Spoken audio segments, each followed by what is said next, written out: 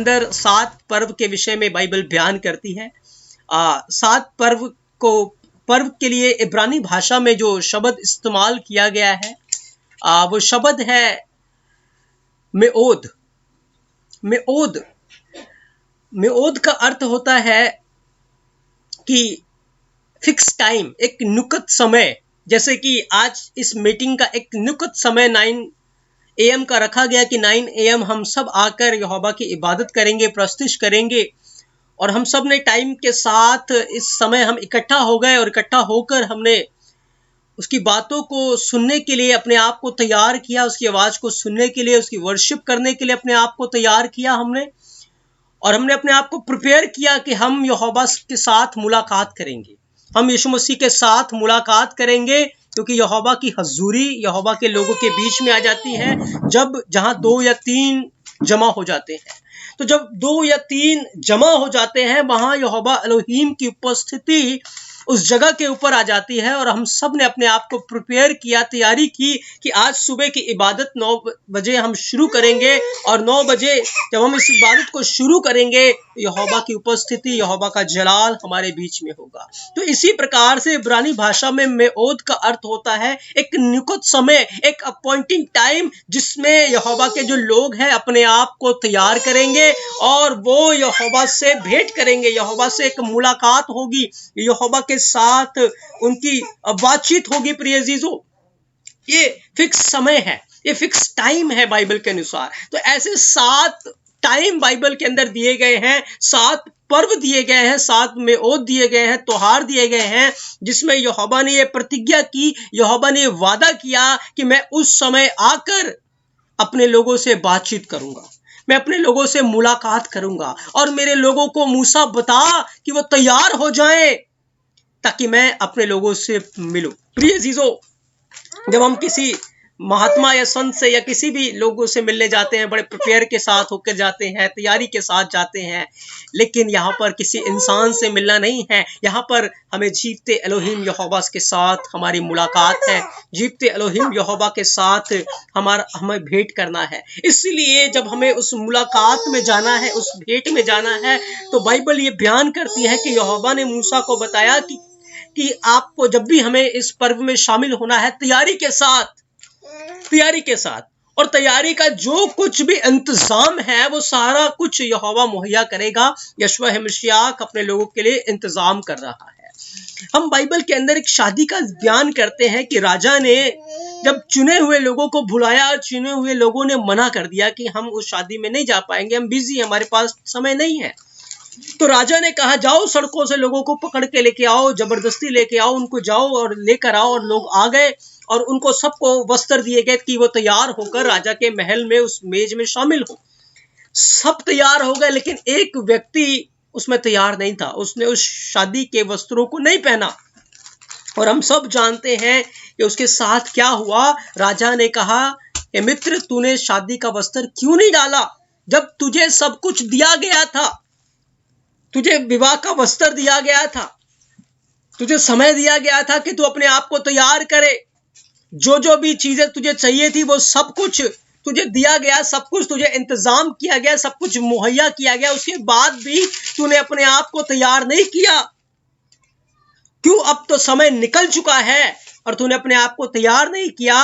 एक फिक्स समय पे तो उस दास को पकड़ा गया और उसको वहां डाल दिया गया जहां रोना और दांतों का पीसना है। अंधेरे में आग और गंधक की झील के अंदर उसको डाल दिया गया। और बाइबल ये बयान करती है, प्रिय अजीजों, यीशु मसीह ने हमें समय दिया और हमें वो तैयारी के वस्त्र दिए और हमें जो कुछ भी तैयार होने के लिए चाहिए था, बाइबल सब कुछ हमें प्रोवाइड कर रही है। रूह कदोश भी हमारे साथ है। लेकिन आज बहुत सारी दुल्हन ने अपने मन को इतना कठोर कर लिया है कि उनकी तैयारी अपने अनुसार है, अपने अनुसार वो बाइबल के वचनों को बयान करते हैं, बाइबल के वचनों का अनुवाद करते हैं, अपने अनुसार बाइबल के वचन को लेते हैं और बाइबल के वचन को अपने जीवन के साथ फिट करते हैं। वो बाइबल के वचनों में फिट नहीं हो रहे, लेकिन वचनों को अपने साथ तोड़ मड़ोड़ कर फिट कर रहे हैं और वो तैयार नहीं हो रहे। अपने आप को बहुत सारे लोगों ने आज कठोर किया हुआ है। बहुत सारे लोग आज अपने आप को उन्होंने कठोर किया, हार्ड किया हुआ है घमंड में और ऐसे ईगो के अंदर भरे हुए हैं। याद रखें, स्वर्ग का अधिकारी वही होगा जो मन में नम्र है, जो दीन है। जो दीन व्यक्ति है वही स्वर्ग में उठा लिया जाएगा, वही जाएगा, और जो घमंडी है वो छोड़ दिए जाएंगे। और नम्र लोग, बाइबल बयान करती है, पृथ्वी के अधिकारी हो जाएंगे। तो मुझे और आपको यदि पवित्र आत्मा से कुछ लेना है, यदि यीशु मसीह से कुछ लेना है, तो बहुत जरूरी है कि हम नम्र बने, हम दीन बने, हम नम्र बने और दीन बने।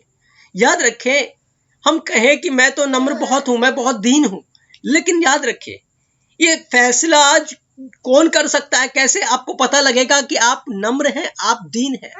सबसे पहली बात, आप जिन लोगों के बीच में रहते हैं उनके बीच में आपका नमूना, आपका जीवन नम्रताई में है या नहीं? आपकी बातें नम्रताई में, दीनताई में है या नहीं? ये बातें बहुत ज्यादा मैटर करेंगी। हम कहें नहीं, हम यहोवा को प्यार करते हैं, पर यहोवा कहता है जब तुम मेरे लोगों को प्यार नहीं करते तो मुझे क्या प्यार करोगे? जब तू अपने भाई से प्यार नहीं करता तो मुझे क्या प्यार करेगा? ठीक है, तो ये सारी बातें बहुत जरूरी हैं कि हम अपने जीवन को देखें, यीशु मसीह के जीवन को चेक करें, यीशु मसीह के जीवन के ऊपर दृष्टि करें। और सबसे पहली बात, हम तैयारी के लिए सबसे पहला जो काम हमें करना है, हमें बहुत नम्र और दीन होना है और यहोवा का डर मानना है।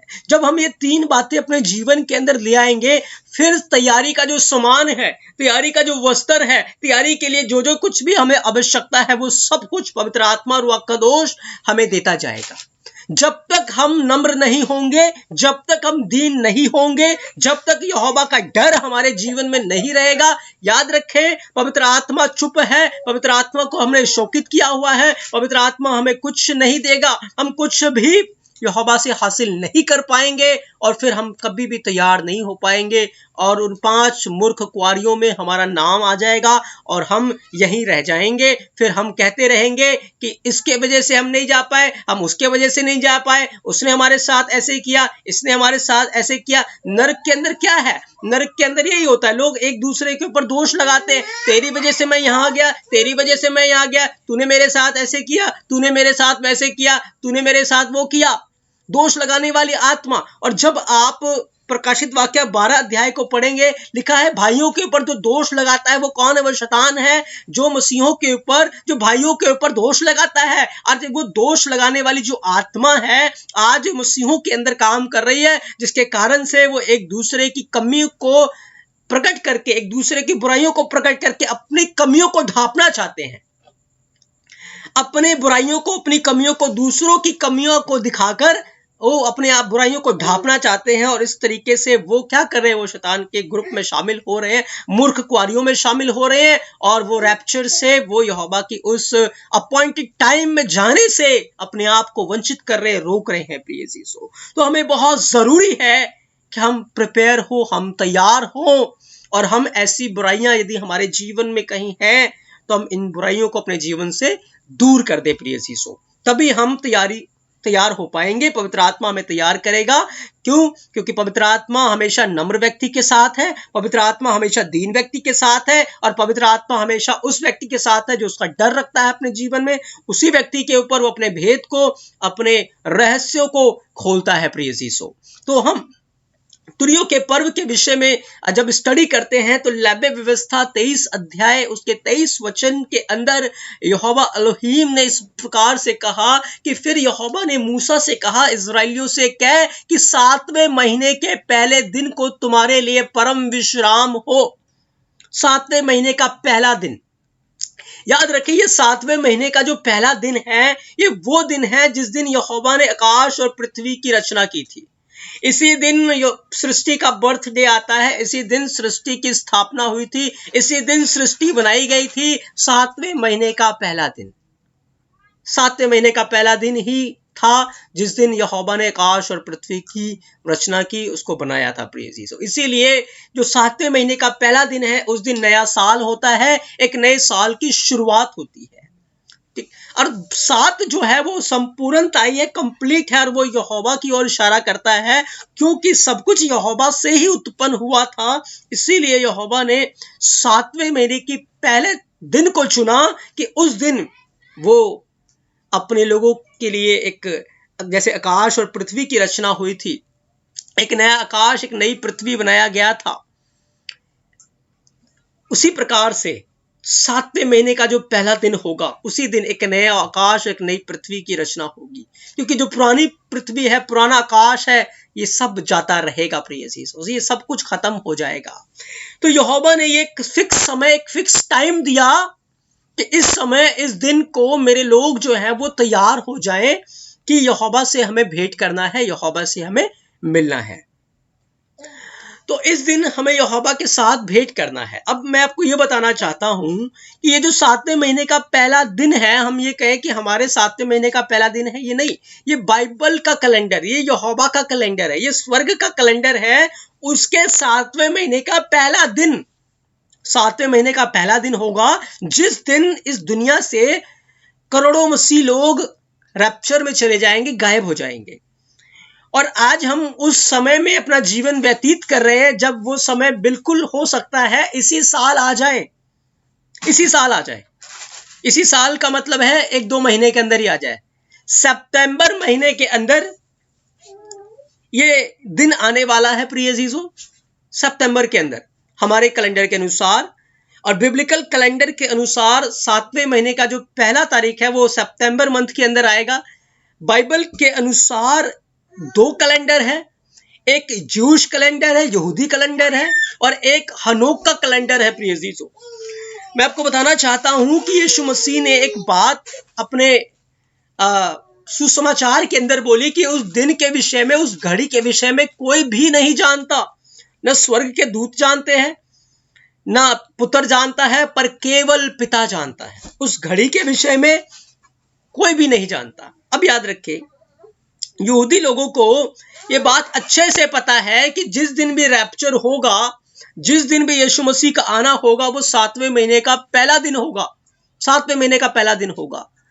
तो फिर ये बात यीशु मसीह ने क्यों बोली कि उस घड़ी के विषय में, उस दिन के विषय में कोई भी नहीं जानता। याद रखें कि जो हनोक का कैलेंडर था वो जल प्रलय से पहले था, और जल प्रलय ने आकर सब कुछ पृथ्वी से तहस नहस कर दिया। और जो यहोवा का कैलेंडर था वो सिर्फ नूह के पास रह गया था, नूह के पास रह गया था। उसके बाद जब बिब्लिकल कैलेंडर आया प्रिय अजीजों, तो 70 एडी के अंदर जब यरूशलेम को डिस्ट्रॉय कर दिया गया, यरूशलेम को खत्म कर दिया गया, तो उस समय क्या हुआ कि जितने भी उनके कैलेंडर्स थे, उनके किताबें थी जिनके अंदर सारी बातें लिखी थी, उन सबको डिस्ट्रॉय किया गया। पर यहोवा ने आज के समय के लिए उन कैलेंडर्स को, उन कुछ बातों को एक डेड सी स्क्रॉल के अंदर, डेड सी एक गुफा है, और उस गुफा के अंदर कुछ लोगों ने ले जाकर उन सारी चीजों को एक मटके के अंदर ढक कर रख दिया, ताकि अंत के समय में ये बातें प्रकट हो जाएं। जैसे एक स्टडी के अंदर मैंने बताया था कि वाचा का जो संदूक है यहोवा ने आज भी छुपा के रखा हुआ है, और अंत के समय में वो वाचा का संदूक जो मूसा ने उस समय बनाया था, बसलेल ने उसको बनाया था, वो फिर से प्रकट होगा, फिर से नजर आएगा। उसको उस पर्वत के अंदर रखा गया है, जिस पर्वत से, नबो पहाड़ के ऊपर से जब मूसा को दिखाया गया, इजराइल को जो कनान देश है उसको दिखाया गया, उसी पहाड़ के अंदर यहोवा ने उस वाचा के संदूक को और जो मिलाप वाले तंबू के अंदर चीजें हुआ करती थी, उन सबको कंसील करके छुपाकर रखा हुआ है प्रिय अजीजों। तो याद रखें, ये बातें सबके ऊपर नहीं खुलेंगी, लेकिन जो यहोवा का डर अपने जीवन में रखते हैं, यहोवा का भय अपने जीवन में रखते हैं। और आज ये बात यहूदियों से और सब मानव जाति से छुप चुकी है कि एक्चुअल में 7वें महीने का जो पहला दिन है वो कब आएगा।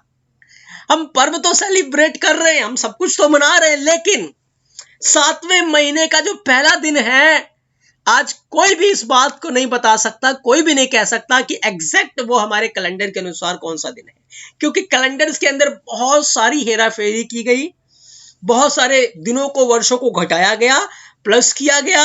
आज परफेक्ट कैलेंडर हमारे पास नहीं है प्रिय अजीजों, नहीं है, परफेक्ट कैलेंडर नहीं है। और जो स्टडी मैं आपको दे रहा हूं, यदि कहीं भी आपके डाउट है, आप अपने डाउट्स को लिख लीजिए या नोट कर लीजिए। वचन के अंत में हम उन सारी चीजों को क्लियर करेंगे। यहोवा आपको बहुत सारी आशीषें दे। मैं उम्मीद करता हूं कि आपको सारी बातें समझ में आ रही हैं और मेरी आवाज क्लियर है। यहोवा आपको आशीष दे। तो अंत में ये सारी बातें खुलेंगी और आज ये सारी बातें सबसे छुप चुकी हैं कि एक्चुअल में 7वें महीने का जो पहला दिन है वो कौन से दिन होगा। लेकिन मैं आपको 2 कैलेंडर के अनुसार इस बात को बताना चाहता हूं कि 6 सितंबर शाम से लेकर 7 सितंबर शाम तक यहूदी कैलेंडर के अनुसार नया साल होगा, तुरियों का पर्व होगा। और उस दिन हमें बहुत प्रिपेयर होकर अपने जीवन को हजूरी में रखना है यहोवा की। मे भी उस दिन रैप्चर हो जाए, शायद उस दिन रैप्चर हो जाए। और हनोक के कैलेंडर के अनुसार ये जो दिन है 16 सितंबर को ये दिन आ रहा है। हनोक के कैलेंडर के अनुसार इसका मैं एक शेयर करूंगा, एग्जैक्ट डेट और टाइम निकाल कर ग्रुप के अंदर। तो आप उस दिन के लिए तैयार रहें, दोनों दिन के लिए तैयार रहें मैं कहूंगा, क्योंकि पता नहीं वो घड़ी वो समय कब आ जाए। लेकिन जो कुछ भी अभी हमारे पास एविडेंस है, कैलेंडर है, उसके अकॉर्डिंग तो हम अपने आप को तैयार करें, अपने आप को उस दिन के लिए, समय के लिए तैयार करें। और तैयार हमें हर घड़ी हर समय रखना है। इसीलिए यीशु मसीह ने कहा जागते रहो क्योंकि तुम नहीं जानते तुम्हारा स्वामी किस घड़ी किस समय आ जाएगा। मैं एक बात और आपको बताना चाहता हूं, यहोवा के लिए 1000 साल, हमारे 1000 साल उसके लिए एक दिन है। तो यीशु मसीह को गए हुए अभी सिर्फ 2 दिन हुए हैं, सिर्फ 2 दिन हुए हैं। और याद रखें तीसरा दिन शुरुआत हो चुकी है। और वो दिन जिस दिन मनुष्य के पुत्र को प्रकट होना है, बादलों के ऊपर आना है, वो दिन की शुरुआत हो चुकी है। वो दिन में हम चल रहे हैं। लेकिन यीशु मसीह ने कहा उस घड़ी के विषय में, उस सेकंड के विषय में, उस पल के विषय में, उस घंटे के विषय में, वो टाइम कौन सा टाइम होगा, कौन सा टाइम होगा। याद रखें, हम मान लीजिए कहीं जाते हैं, कोई इंटरव्यू है, इंटरव्यू के लिए हम कहीं जा रहे हैं और इंटरव्यू के लाइन में तो हम लगे हुए हैं, लेकिन पता नहीं, हमें ये नहीं पता होता कि वो कौन सा समय होगा जब हमें आवाज दिया जाएगा कि आप आ जाइए और इंटरव्यू में शामिल हो जाइए। वो कौन सा टाइम होगा हमें नहीं पता। तो ऐसे ही प्रिय चीजों, वो घड़ी, वो टाइम कौन सा होगा जब यीशु मसीह बादलों के ऊपर आ जाएंगे हमें लेने के लिए। इसीलिए बाइबल बयान करती है हर पल हर घड़ी अपने आप को तैयार रखो, अपने आप को प्रिपेयर रखो, क्योंकि उसका आना बहुत शीघ्र है, बहुत निकट है प्रिय यीशु। तो इसीलिए हमें हर घड़ी हर पल हर समय तैयार रहना है, क्योंकि यहोवा के लिए हमारे 1000 साल उसके लिए एक दिन के बराबर हैं। इसीलिए वो कहता है मैं शीघ्र आने वाला। वो तो कहता है शीघ्र आने वाला हूं, और उसका कहना बिल्कुल ठीक है, लेकिन उसका शीघ्र आना हमारे लिए कई सालों के बराबर है। यहोवा के लिए 1 मिनट और हमारे लिए सालों के बराबर है। तो हमें हर घड़ी हर पल तैयार रहना है, क्योंकि उसका आना कभी भी हो सकता है प्रिय यीशु। अब हम इस तुरियों के पर्व को समझने जा रहे हैं, इस तुरियों के पर्व को जानने जा रहे हैं, इसकी अहमियत को, इसकी तैयारी को हम जाने कि हमें इस दिन क्या करना है। लिखा है लेवी व्यवस्था 23 अध्याय उसके 23 वचन में कि फिर यहोवा ने मूसा से कहा, इस्राएलियों से कहा कि 7वें महीने के पहले दिन को तुम्हारे लिए परम विश्राम हो और उसमें स्मरण दिलाने के लिए नरसिंगे फूके जाएं और एक पवित्र सभा इकट्ठी हो। यहोवा ने कहा 7वें महीने की पहले तारीख को परम विश्राम होना चाहिए। उस दिन कोई भी काम काज तुम्हें नहीं करना, किसी भी प्रकार का कोई भी काम नहीं करना। क्यों ऐसा कहा गया, क्यों ऐसा बताया गया? क्योंकि उस दिन यदि हम काम पर होंगे, कहीं और काम कर रहे होंगे, किसी बातों में होंगे, गुनाह में होंगे, हम उस दिन रह जाएंगे। और ये एक रिहर्सल था, ये एक प्रैक्टिस होती थी यहूदियों के कैलेंडर के अनुसार। जब जब ये पर्व आता था, जब यहूदी लोग इस तरीके से इसको मनाते थे, तो एक रिहर्सल करते थे, एक प्रैक्टिस होती थी कि जब एक्चुअल में वो दिन आएगा जिस दिन मसीह ने प्रकट होना है, तो हम सब उस दिन के लिए तैयार होंगे और हम उसकी हजूरी में उठा लिए जाएंगे। उठा लिए जाएंगे। जब कोई फंक्शन होता है हम पहले से उसकी प्रैक्टिस करते हैं। स्कूल के अंदर होता था, जब कोई एनुअल डे मनाना है तो उसके लिए पहले से रिहर्सल होती थी, प्रैक्टिस हुआ करती थी, ताकि उस दिन के लिए हम प्रिपेयर हो जाएं। तो ये एक प्रिपेयर होने का समय था। इस दिन एक पवित्र विश्राम दिन होगा और एक पवित्र सभा इकट्ठी होनी। क्यों इकट्ठी होनी? क्योंकि यहोवा इस दिन अपने लोगों को चारों दिशाओं से इकट्ठा करेगा, चारों दिशाओं से इकट्ठा करेगा, और उसके धर्मी लोग इकट्ठा होकर एक पवित्र सुबह, एक पवित्र झुंड इकट्ठा हो जाएगा, जो रैप्चर में उठा लिया जाएगा, जो यहोवा के हजूरी में उठा लिया जाएगा। और एक प्रकार का बाइबल बयान करती है कि प्रथम फल, पहला फल यहोवा की हजूरी में हो जाएंगे। प्रिय जीसो, तो इसके विषय में बाइबल हमें बयान करती है और लिखा है कि उस दिन तुम परिश्रम का कोई भी काम मत करना, कोई भी काम नहीं करना, पर यह परम विश्राम तुम्हारे लिए होना चाहिए। अब सबसे जो इस पर्व की खासियत है, अहम बात है, वो है नरसिंगा। नरसिंगा फूका जाए, और इस दिन 100 याजक मिलकर नरसिंगे फूकते थे, नरसिंगे फूकते थे। और इस नरसिंगे का बहुत बड़ा रोल बाइबल के अंदर बयान किया गया, बताया गया कि नरसिंगे का जो बहुत बड़ा रोल है। और इस नरसिंगों को जब फूकते थे तो जो लोग हैं वो जमा हो जाते थे, लोग इकट्ठा हो जाते थे। और इजराइल के अंदर क्या होता था कि जो हैकल हुआ करती थी, जो मिलाप वाले तंबू होता था, उस मिलाप वाले तंबू के चारों दिशाओं में जो 12 कबीले होते थे, वो चारों दिशाओं में रहते थे। ऐसा नहीं है कि एक ही तरफ सारे रहते थे, लेकिन चारों दिशाओं में 3 रहते थे, उत्तर की तरफ 3, पूरब की तरफ 3, दक्षिण की तरफ 3, पश्चिम की तरफ। चारों दिशाओं में 12 के 12 कबीले ऐसे रहते थे। और जब ये तुरी फूकी जाती थी, वो सारे के सारे आकर इकट्ठे हो जाते थे।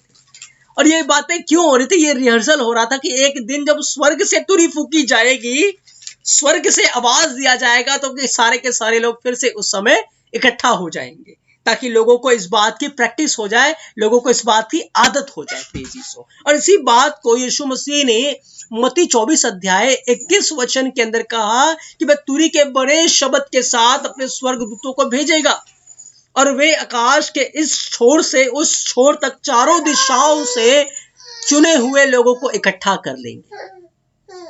चारों दिशाओं से जो चुने हुए लोग हैं, मत्ती 24 अध्याय 31 वचन के अंदर, 31 के अंदर यीशु मसीह ने कहा कि तुड़ी के बड़े शब्द के साथ लोगों को इकट्ठा किया जाएगा, लोगों को इकट्ठा किया जाएगा। अब जाने ये तुरी का जो शब्द है, तुरी की जो आवाज है, ये क्या आवाज है?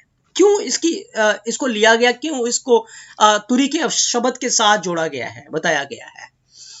जब आप उत्पत्ति 3 अध्याय 9-10 वचन को आप पढ़ते हैं प्रिय अजीजों, तो यहां पर लिखा है कि तब यहोवा एलोहिम ने पुकार कर आदम से पूछा, आदम तू कहां है? आदम तू कहां है? बागे अदन के अंदर यहोवा रोज उनसे मिला करता था, और ये वो समय होता था, दिन का सबसे ठंडा समय, 4 से 5 बजे का टाइम ये होता था, जब आदम मोरिया पर्वत के ऊपर चढ़ता था। और मोरिया पर्वत के ऊपर चढ़कर, क्योंकि मोरिया पर्वत के पास ही वो बागे अदन हुआ करता था, उस बागे अदन के अंदर जो आदम है, हवा है, वो रहा करते थे। और ठंडे समय में वो मोरिया पर्वत के ऊपर चढ़ जाया करते थे, और मोरिया पर्वत के ऊपर चढ़ के वो यहोवा से मुलाकात किया करते थे, यहोवा से भेंट होती थी, वहां यहोवा से वर्शिप होती थी, वहां पे प्रार्थना हुआ करती थी, और यहोवा की यीशु मसीह की महिमा हुआ करती थी। लेकिन आज एक ऐसा दिन बागे अदन के अंदर आ गया जिस दिन में हम ये देखते हैं कि यहोवा आवाज दे रहा है, यहोवा बोल रहा है कि आदम तू कहां है? आदम तू कहां है? क्यों ये बातें बोली? क्या यहोवा को ये बात पता नहीं थी कि आदम कहां है? यहोवा को तो ये बात पता थी, यहोवा तो ये बात जानता था कि आदम कहां है। यहोवा ने एक आवाज दी, और मैं आपको सच में बताऊं तो ये आवाज जो दी यहोवा ने, एक तुरी फूकी, एक नरसिंगा। क्योंकि अभी हम बाइबल के अंदर इस बात को जानेंगे, सीखेंगे कि जिस तुरी की बातें बाइबल के अंदर लिखी है, वो तुरी को आप ना देखें, पर वो यहोवा की आवाज है, यहोवा का बड़ा शब्द है। तो यहोवा ने एक शब्द दिया, आवाज दी कि आदम तू कहां है? और आदम ने कहा कि मैं अब तेरा शब्द सुनकर डर गया, मैं भयभीत हो गया हूं। क्यों? क्योंकि मैं नंगा था, इसलिए मैं छिप गया। याद रखें, आदम गुनाह में खो गया है, आदम पाप में खो चुका है, और यहोवा ने आवाज दी और आदम गुनाह के अंदर खोया हुआ है और पाप में वो खो चुका है। इसलिए यहोवा ने उसको आवाज दी, आदम तू कहां है, आदम तू कहां है। और आपको पता है, एक बार फिर से यह आवाज स्वर्ग से दी जाएगी।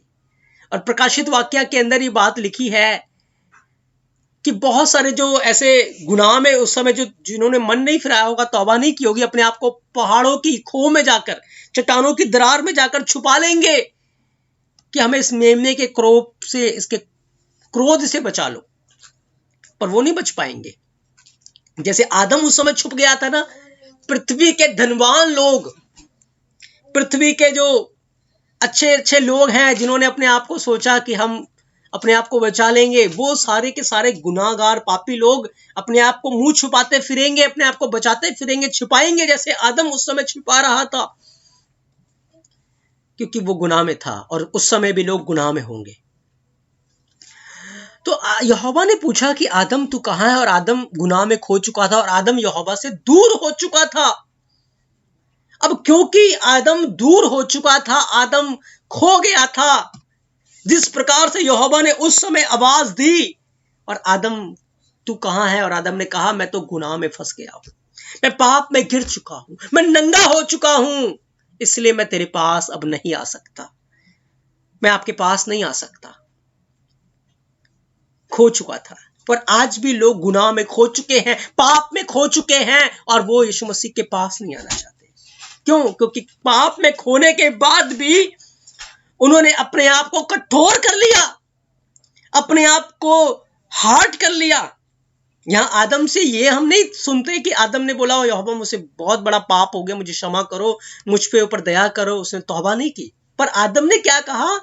मैं तेरा शब्द सुनकर डर गया। क्यों? क्योंकि मैं नंगा था, मैं पाप में था, और जो पाप में व्यक्ति होता है वो वचन के पास नहीं आएगा, वो ज्योति में नहीं आएगा। क्यों? क्योंकि उसके काम प्रकट हो जाएंगे, उसके गुनाह प्रकट हो जाएंगे और उसके पाप दिखने लगेंगे। और फिर वो क्या करता है? वो अपने पाप को छुपाने के लिए वो दोष लगाना शुरू करता है। तो यहोवा ने पूछा आदम से, क्या जो फल खाने के लिए मैंने तुझे मना किया था वो तूने खा लिया? तो आदम ने क्या कहा? जिस बीवी को तूने मुझे दिया था, जो बीवी तूने मुझे दी थी, उसने मुझे फल खिलाया, उसने मुझे फल दिया। तो यहोवा ने बीवी दी थी, ये थोड़ी कहा था कि बीवी के अधीन हो जाओ, ये थोड़ी कहा था कि बीवी के बातों में आकर तू फल खा लेना, पाप कर लेना, ये तो नहीं कहा था। पर आदम ने अपने गुनाह को छुपाने के लिए सारा का सारा जो ब्लेम था वो हवा के ऊपर मर दिया। और आज भी तो हम ऐसा ही होता हुआ देखते हैं। अपना पाप छुपाने के लिए, अपने पाप को मानना नहीं है, अपने गुनाह को, गलती को नहीं मानना, पर अपने गुनाह को, गलती को छुपाने के लिए हम सारा का सारा ब्लेम दूसरे के ऊपर डाल देते हैं, सारा का सारा ब्लेम दूसरे के ऊपर डाल देते हैं। और इससे क्या होता है? हम अपने गुनाह में ही दम तोड़ते हैं, अपने गुनाह में ही फंसे रह जाते हैं। अगर वो अपनी गलती को मान लेता तो माफी मिल जाती, लेकिन गलती को नहीं माना। उस समय कहा हवा ने फल खिलाया है। फिर हवा से पूछा गया, हवा ने भी अपनी गलती नहीं मानी। हवा ने कहा मुझे तो सांप ने खिलाया है। क्या किया? इन सब ने एक दूसरे के ऊपर दोष लगाया, तौबा नहीं की, माफी नहीं मांगा, पर दोष लगाकर क्या किया? अपने आप को दंड का भागीदार बना दिया।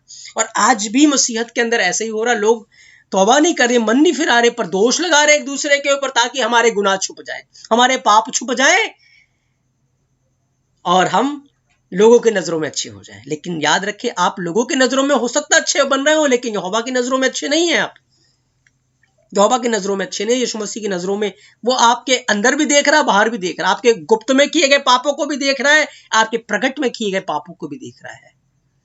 इसीलिए बाइबल बयान करती है, मनुष्य के सामने अपने गुनाहों को मान लो ताकि तुम चंगे हो जाओ। हम मानते नहीं है, हम कठोर रह जाते हैं और बीमारी में पड़े रहते हैं। तो प्रिय अजीजों, आदम गुनाह में खो गया था और पाप में नंगा हो चुका था, और यहोवा ने फिर ही यीशु मसीह को भेजा कि उसकी लहू के द्वारा गुनाह के दाग को मिटाया जाए और यीशु मसीह की धार्मिकता के द्वारा जो नंगापन है उसको खत्म किया जाए और एक धार्मिकता के वस्त्र कलीसिया को दिए जाए, उसकी दुल्हन को दिए जाए, ताकि दुल्हन तैयार हो जाए, दुल्हन प्रिपेयर हो जाए उस समय के लिए जब आदम जैसे खो गया था उसको फिर से ढूंढा जाए। इसीलिए बाइबल में लिखा हुआ है कि जैसे उस समय यहोवा ने आवाज दी कि आदम तू कहाँ है, और आदम गुनाह में खो गया था, एक बार फिर से स्वर्ग से आवाज दी जाएगी, स्वर्ग से ललकार दिया जाएगा। ललकार का बड़ा शब्द होगा, तुरी के का बड़ा शब्द होगा, आदम तू कहाँ है, आदम तू कहाँ है। और जो तैयार होंगे वो कहेंगे यहोवा मैं यहाँ हूं, वो कहेंगे यहोवा बोल तेरा दास सुनता है। वो तैयार होंगे और वो हाथ उठाकर वर्शिप में आ जाएंगे, वो घुटनों के बल जो तैयार होंगे वो भेंट करने के लिए निकल जाएंगे। लेकिन जो तैयार नहीं होंगे उन 5 मूर्खों की नाई, वो फिर मार्केट में निकल जाएंगे शॉपिंग करने के लिए, तेल खरीदने के लिए चले जाएंगे। वो क्यों? क्योंकि वो तैयार नहीं है, वो तैयार नहीं है। एक बार फिर से आवाज दी जाएगी आदम तू कहाँ है। और जो आदम तैयार होंगे वो बदल जाएंगे, महिमा में वस्त्र पहन लेंगे, तैयार होंगे जो। तभी वचन के अंदर लिखा है 1 कुरिन्थियों 15 अध्याय उसके 51 वचन के अंदर कि देखो मैं तुमसे भेद की बात कहता हूं कि हम सब नहीं सोएंगे परंतु सब बदल जाएंगे, और यह क्षण भर में होगा, पलक मारते ही अंतिम तुरी फूकते ही होगा, क्योंकि तुरी फूकी जाएगी और मुर्दे अविनाशी दशा में उठाए जाएंगे और हम सब फिर बदल जाएंगे। जो तैयार होंगे, जिन्होंने अपने जीवन को यीशु मसीह के लहू के द्वारा धो लिया है, जिन्होंने अपने आप को शुद्ध कर दिया है, जिन्होंने अपने आप को पवित्र कर दिया है, वो क्या होंगे? वो बदल जाएंगे। वो कहेंगे हाँ यहोवा मैं यहाँ हूँ, यीशु मसीह मैं यहाँ हूँ, मैं तैयार हूँ आपके साथ आने के लिए। लेकिन जो तैयार नहीं होंगे कहेंगे, वो अपने आप को छुपा लेंगे, वो अपने आप को छुपाएंगे, अपने आप को किसी चट्टान में जाकर, अपने बनाए हुए इंतजामों में जाकर अपने आप को छुपाएंगे। लेकिन याद रखें वो यहोवा के क्रोध की भयानक मंदिरा को पिएंगे। प्रिय यीशु, तभी बाइबल के अंदर लिखा है जैसे उस समय आवाज दी गई कि आदम तू कहाँ है, एक बार फिर से ये आवाज आएगी कि आदम तू कहाँ है। फिर कहा जाएगा यहाँ ऊपर आ जाओ, और जैसे ही ये शब्द आएगा कि ऊपर आ जाओ, हम बदल जाएंगे और उसके साथ बादलों के ऊपर उठा लिए जाएंगे। और याद रखें ये शब्द कैसा होगा? तुरी के शब्द के समान होगा, तुरी के शब्द के समान।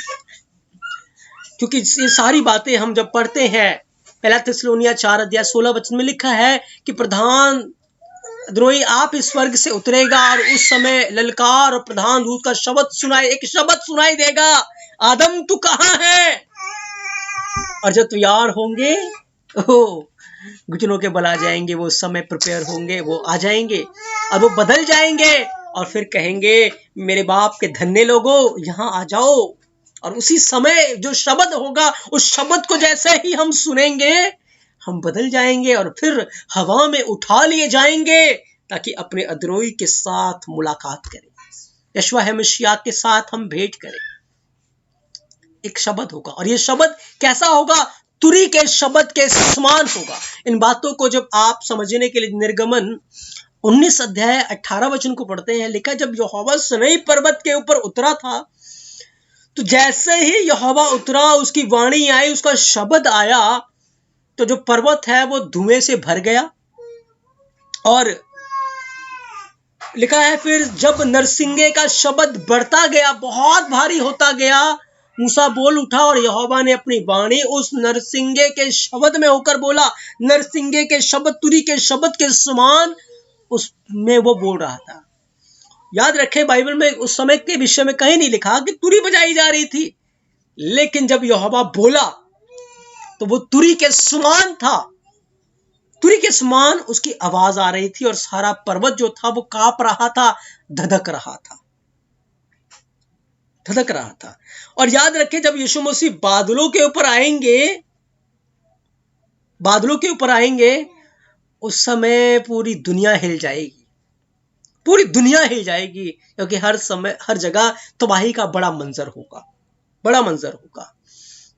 और यहां पर हम रैप्चर की तस्वीर को देख सकते हैं कि जैसे ही यहोवा एलोहीम की उपस्थिति उस समय उतरी प्रिय अजीजों पहाड़ के ऊपर, और पहाड़ कांपने लगा, धधकने लगा, और पहाड़ के अंदर से जब से यहोवा एलोहीम ने अपनी आवाज को दिया, अपनी आवाज को कहा, आवाज दी, उसकी आवाज जो थी वो नरसिंगे के शब्द के समान थी, तुरी के शब्द के समान थी।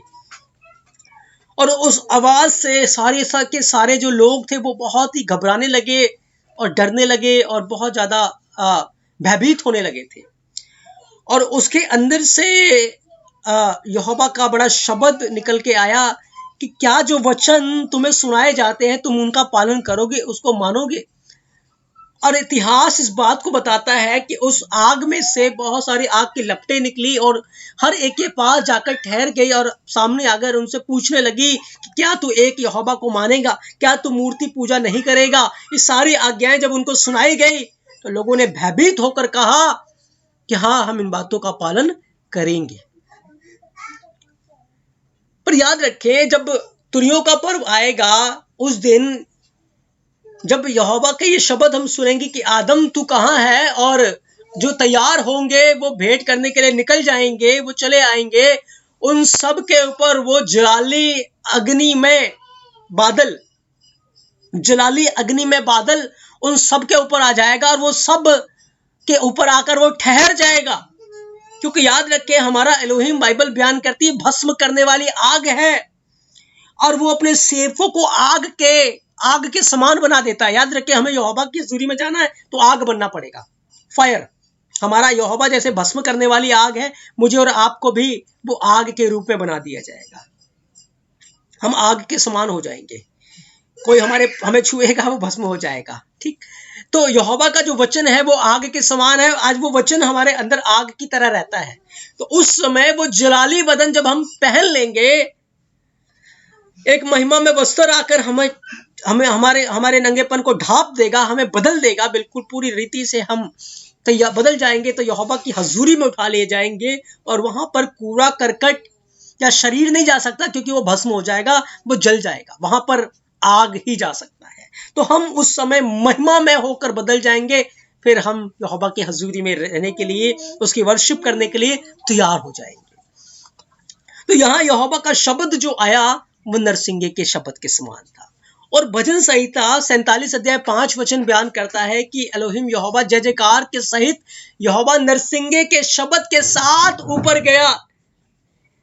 जब वो आया नरसिंगे का शब्द हो रहा था, जब वो गया तब भी नरसिंगे का शब्द हो रहा था। जब यीशु मसीह बादलों के ऊपर उठा लिए गए थे जैतून पर्वत से, तो भजन संहिता 47 अध्याय 5 वचन की भविष्यवाणी पूरी हुई, नरसिंगे के शब्द के साथ ऊपर गया। बहुत सारी बातें बाइबल के अंदर छुपी हुई है, जिसको जो यहोवा का डर रखते हैं, भय रखते हैं, उनके ऊपर बाद में खोली जाती हैं। समय आने पर यहोवा रुआ कदोश उन सारी बातों को यशपह मशियाक के द्वारा खोल देते हैं प्रिय अजीजों। तो ये भेद हमें भजन संहिता 47 अध्याय उसके 5 वचन के अंदर मिलता है कि वो नरसिंगे के शब्द के साथ ऊपर गया है। और जब आप प्रकाशित वाक्य 1 अध्याय 10 वचन को पढ़ते हैं तो यहां लिखा है कि अदनोई के दिन यूहन्ना जो है वो आत्मा में आ गया और अपने पीछे तुरी का बड़ा शब्द यह कहते सुना। प्रकाशित वाक्य 1 अध्याय 10 वचन, उसने तुरी का बड़ा शब्द सुना और तुरी के शब्द के अंदर से एक शब्द आ रहा था, एक आवाज आ रही थी, जिस आवाज में से वो सुन रहा था और लिख रहा था। और जब आप प्रकाशित वाक्य 4 अध्याय 1 वचन पढ़ते हैं तो यहां पर लिखा है स्वर्ग में इन बातों के बाद जो मैंने दृष्टि की तो क्या देखता हूं कि स्वर्ग में एक द्वार खुला है, और जिसको मैंने पहले तुरी के शब्द से अपने साथ बातें करते सुना था, वही ये कहता है यहां ऊपर आ जा। अब यहां पर आप नोट करें इस बात को, लिखा है तुरी के शब्द के समान। जब यहोवा एलोहीम ने यशवा मशियाक ने यूहन्ना से बात की तो यूहन्ना ने बताया कि जिसको मैंने पहले तुरी के शब्द के समान तुरी के शब्द से अपने साथ बातें करते सुना था, वही कहता है यहां ऊपर आ जा। तो याद रखें, यहोवा की जो बातें हैं, यहोवा की जो आवाज है, वो तुरही के समान है। इसीलिए बाइबल के अंदर मैं आपको बताना चाहता हूं, जब नरसिंगे फूके गए हैं, बड़े कार्य हुए हैं, लड़ाइयां जीती गई हैं। और जब कोई सी युद्ध में जाते थे, वो नरसिंगे फूकते थे। जब यरो के शहर पनाह को गिराना था, 7वें दिन बड़ा जय जयकार का शब्द हुआ और नरसिंगे फूके गए थे। और जैसे ही नरसिंगे फूके गए थे, तो यरो की दीवार थी वो गिर गई। प्रिय यीशु, जब गिदोन मिद्यानियों के ऊपर जाकर आक्रमण करने वाला था, तो लिखा है यहोवा ने 300 लोगों को चुना और 300 लोगों को अलग अलग ग्रुप में शामिल किया और 300 लोगों के हाथों में 300 तुरियां दी गई और 300 लोगों के हाथों में एक मटका दिया गया, एक मशाले दी गई थी और उन्होंने मटके को फोड़ डाला। और 300 लोगों ने जब तुरी फूकनी शुरू कर दी, तो दुश्मन कंफ्यूज हो गया, शैतान की सेना कंफ्यूज हो गई कि यहोवा हमारे बीच में आ गया है। और वो उनके बीच में हड़कंप मच गया था और वो एक दूसरे के ऊपर ही प्रहार करने लगे थे, क्योंकि उनको समझ में नहीं आ रहा था कि हमारा दुश्मन किस तरफ है। उनको नहीं समझ में आ रहा था।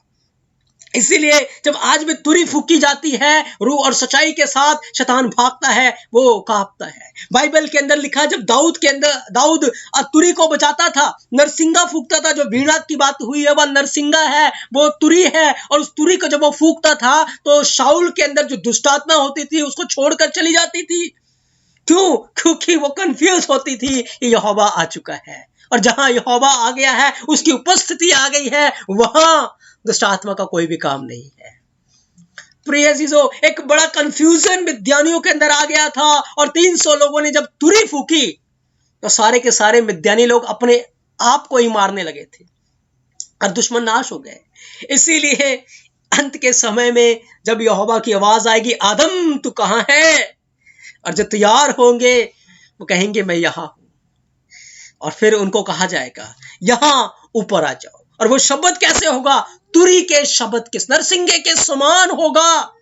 और उसको वही लोग समझ पाएंगे जो आज तुरी को आदर देते हैं, उसकी आवाज को आदर देते हैं, उसके वचन को सुनते हैं, उसके वचन में रहते हैं, जो नम्र हैं, जो दीन हैं और जो उसका भय रखते हैं। उन्हीं बातों के ऊपर, लोगों के ऊपर ये बातें खुलेंगी और वही लोग इन भेद की बातों को समझ पाएंगे। और अंत के दिनों में जब ये आवाज होगी, ये बड़ा शब्द स्वर्ग से आएगा, वो इस शब्द को सुनेंगे, बदल जाएंगे और यहोवा की महिमा में, उसके आनंद में संभागी हो जाएंगे। प्रिय यीशु, तो ये सारी चीजें हमें समझना जानना बहुत जरूरी है, जिन बातों को हम सीख रहे हैं। प्रिय यीशु, तो जो आवाज होगी, हमने इस बात को सीखा है कि वो यहोवा का शब्द होगा, यहोवा का आवाज होगा, यीशु मसीह का आवाज होगा।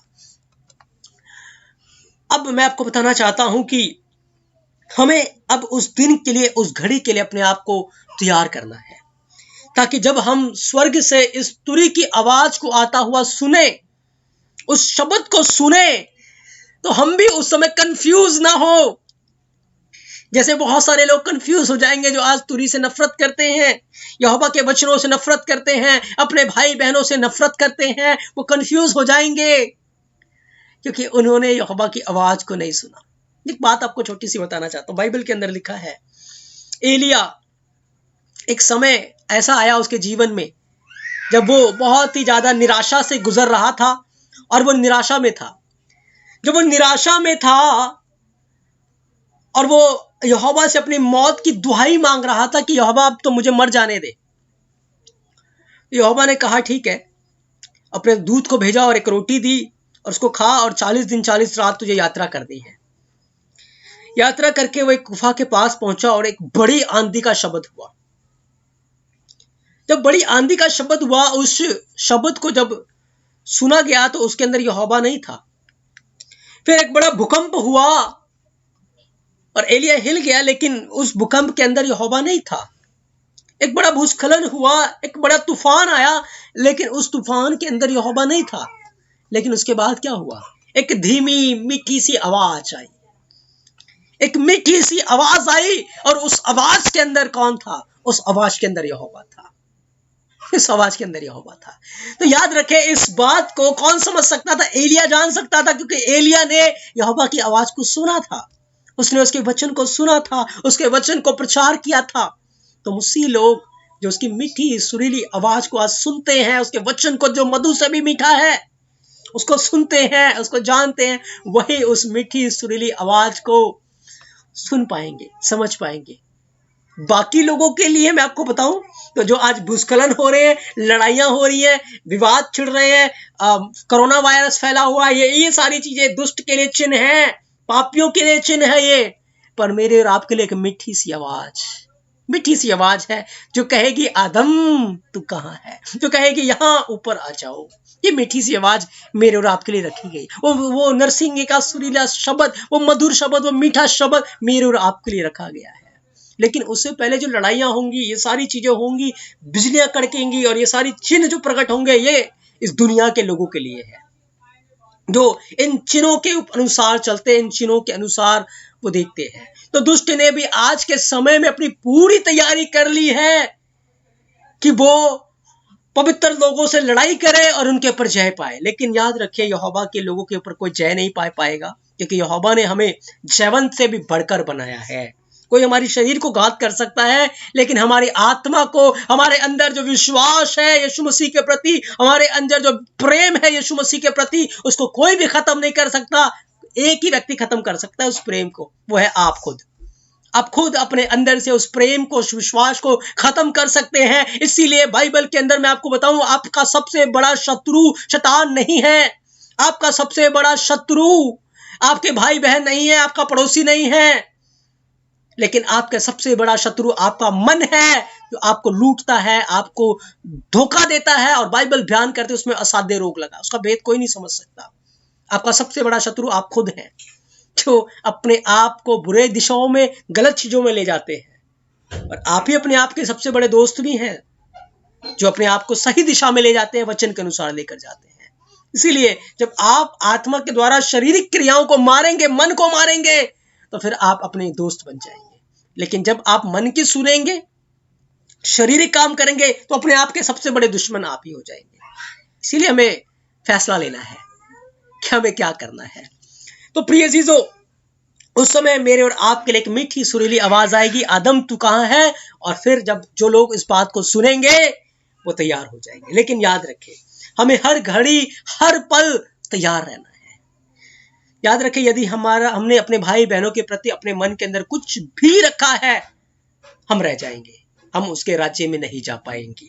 इस बात को आप नोट करें, इस बात को कहीं लिख लीजिए। यदि आपके जीवन के अंदर कोई बुराई छुपी हुई है, कोई गुनाह छुपा हुआ है, जिसको छुपा कर आप अपने आप को बहुत धर्मी बना रहे हैं, आप नहीं जा पाएंगे, आप रह जाएंगे।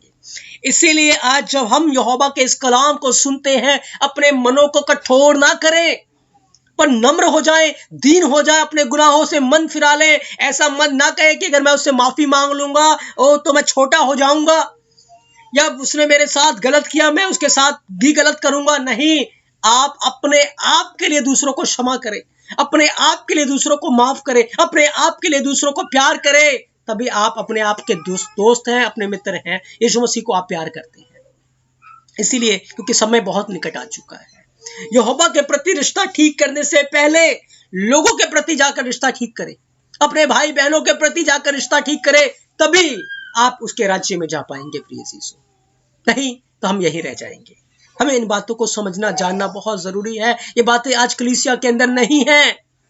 कलीसिया के अंदर सिर्फ चिन्ह, चमत्कार, चंगाइयां, यहोवा तुम्हें आशीष देगा, यहोवा तुम्हें बढ़ाएगा, घर देगा, पासपोर्ट देगा, वीजा देगा, पैसा देगा, बस यही सारी चीजें हैं।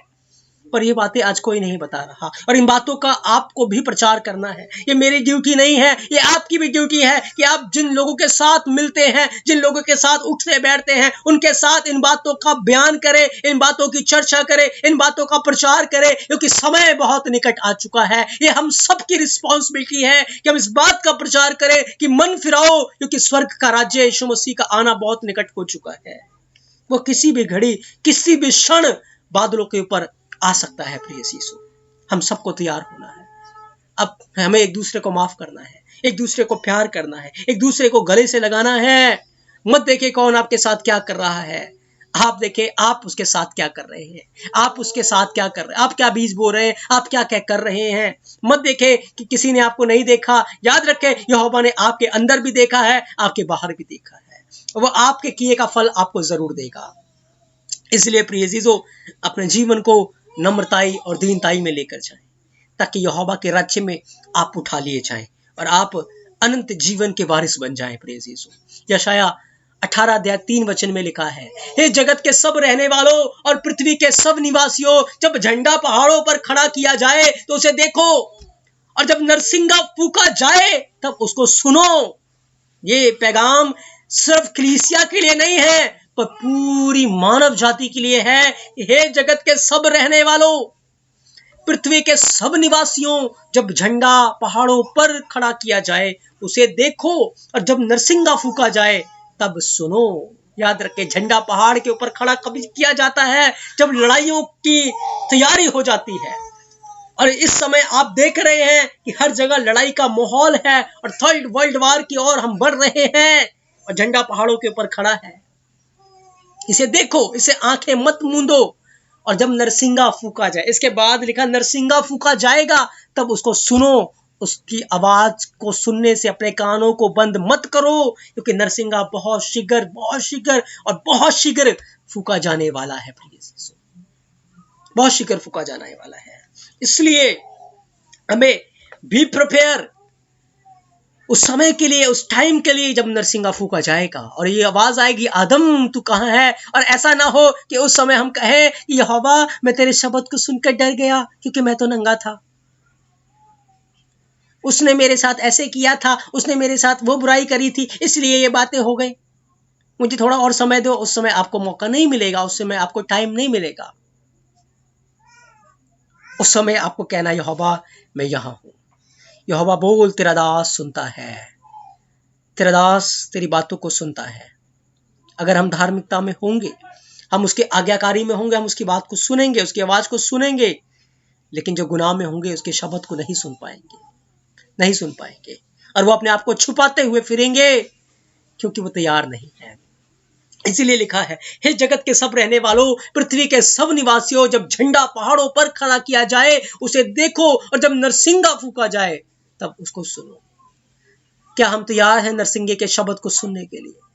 आज मैं दावे से कहता हूं, हमें से कोई तैयार नहीं है। आज हमें अपने आप को नम्र करना है, अपने आप को दीन करना है, अपने सारे गुनाहों को मान लेना है और अपने आप को तैयार करना है, ताकि हम उस नरसिंगे के शब्द को सुनने के लिए तैयार हो जाएं। अपने आप को नम्र करें, दीन करें। द्रोही मुझ में कमियां हैं, पवित्र आत्मा जी मेरी कमियों को मुझे बताएं। पवित्र आत्मा जी के आगे दीन हो जाएं, रूह कदोश के आगे नम्र हो जाएं।